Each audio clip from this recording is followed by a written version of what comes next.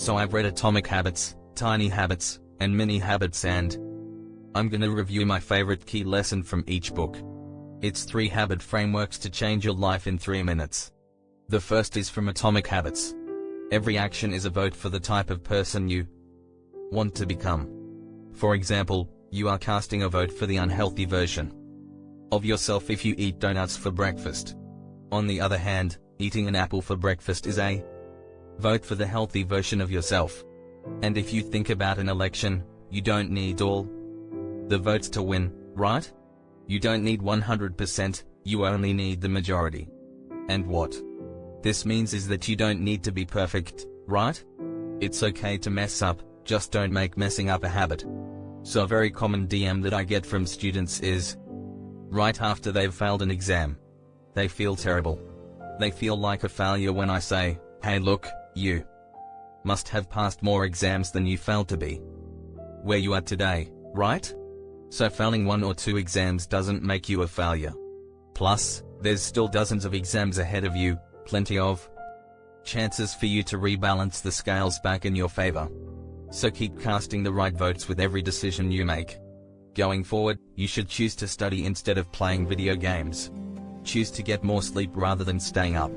Choose to actually focus instead of scrolling on your phone. You want to keep casting votes for the better version of yourself. The next step is from Tiny Habits. There's a big difference between rewarding yourself and celebrating your wins. Let's say you want to reward yourself by getting your done on time with an ice cream. That ice cream is an incentive. The motivation to get your work done is coming from the ice cream. That's extrinsic motivation. On the other hand, celebration doesn't necessarily involve any sort of prize. Celebrating your wins doesn't need to be extravagant like popping bottles and confetti. A celebration can be as simple as doing a fist pump, like what athletes do when they score a point.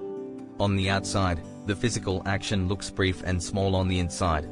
In your brain, you're releasing dopamine to reinforce your habits with the feeling of achievement.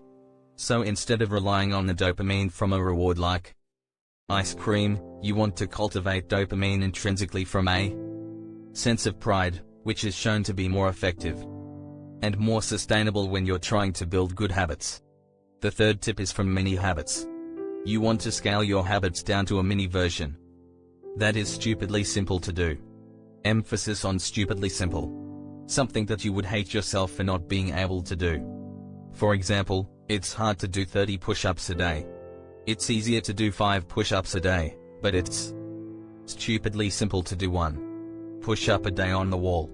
But the way it works is that you give yourself the option to do more push-ups if you want to. You don't make it an obligation. You get to decide, which gives you the sense of autonomy. That you're in control of the push-ups, not the other way around. So I've tried this framework and it's been working. It was like a reverse psychology trick that I played on my brain.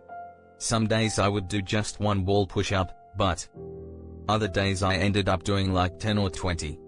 And there were even some days when I felt extra inspired. And I did way more than 30. And push-ups is just one example.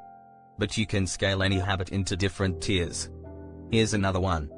Playing an entire song on the guitar is challenging. It's easier to play chords, but playing 1 note is stupidly simple. Reading 1 sentence a day or flossing 1 tooth? Keep it an option, not an obligation.